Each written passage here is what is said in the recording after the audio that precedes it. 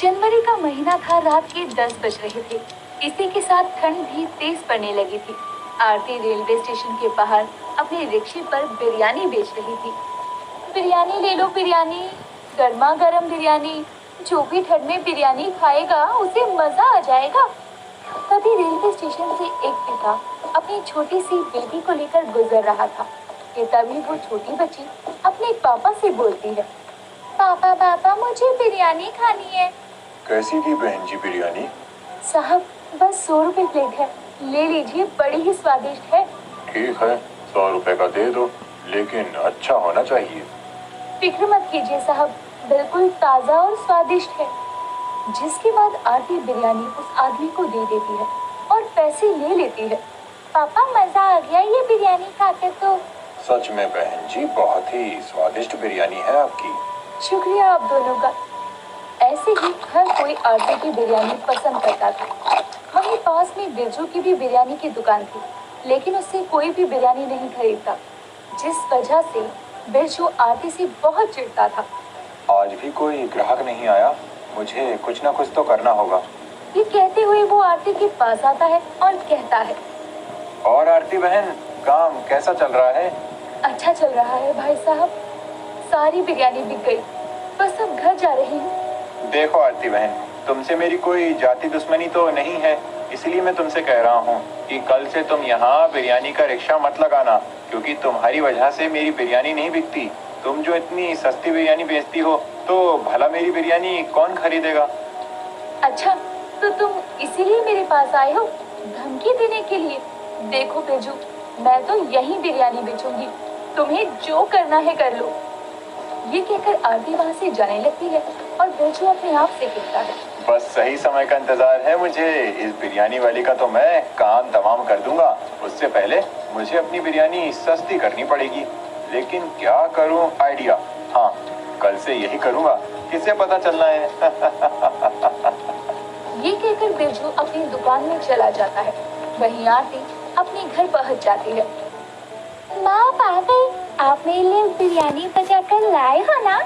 नहीं मेरी बच्ची, आज तो सारी बिरयानी बिक गई, लेकिन मैं कल पक्का बिरयानी तुम्हारे लिए लेकर आऊंगी। ठीक है माँ।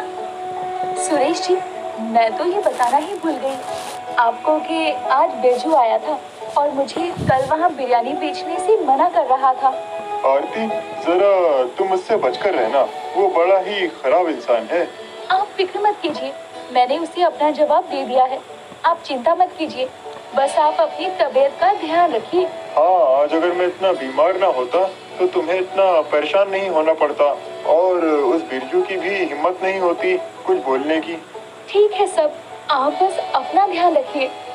ठीक है बहू, तू थक गई होगी, चल अब जल्दी से हाथ मुंह धो ले, मैं सबके लिए खाना परोसती हूँ। जी माँ जी। जिसके बाद पूरा परिवार मिलजुल कर खाना खाता है और फिर सो जाते हैं।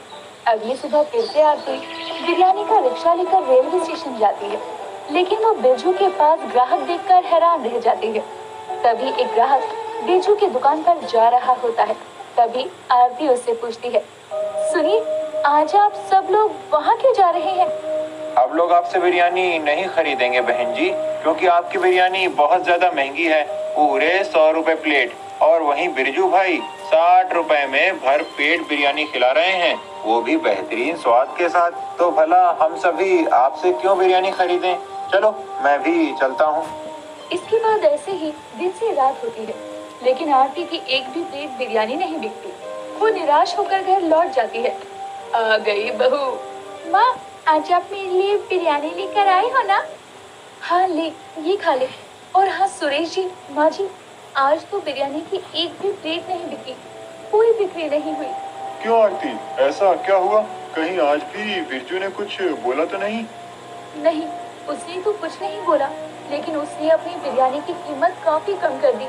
मुझे तो ये समझ में नहीं आ रहा कि वो अपनी लागत से भी कम दाम पर बिरयानी आखिर बेच कैसे सकता है। क्या बिरजू ऐसा कर रहा है? लेकिन ऐसा कैसे हो सकता है, क्योंकि वो तो एक नंबर का लालची और मक्कार इंसान है। इसमें कुछ गड़बड़ है। हाँ, मुझे भी ऐसा ही लग रहा है, लेकिन क्या गड़बड़ है ये समझ नहीं आ रहा।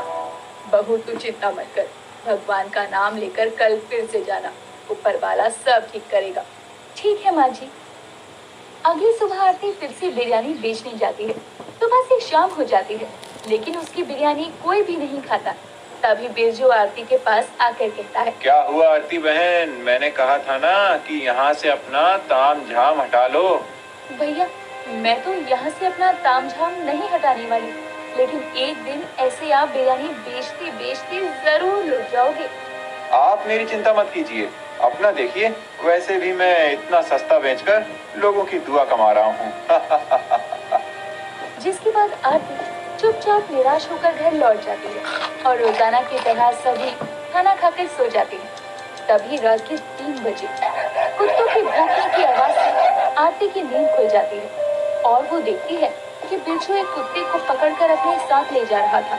आरती उसका पीछा करती है और वो उसकी बिरयानी की दुकान के पास जाकर देखती है जहाँ बिरजू कुत्तों को पकड़ रहा था।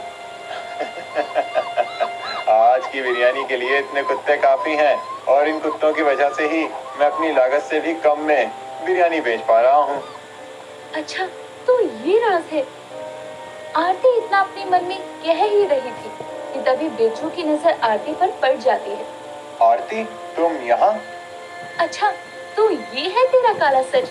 सच में मैं भी शोर मचाकर सबको बताती हूँ, तेरी बिरयानी कुत्तों के द्वारा बनाई जाती है। अब तू जिंदा रहेगी तब तू बताएगी ना।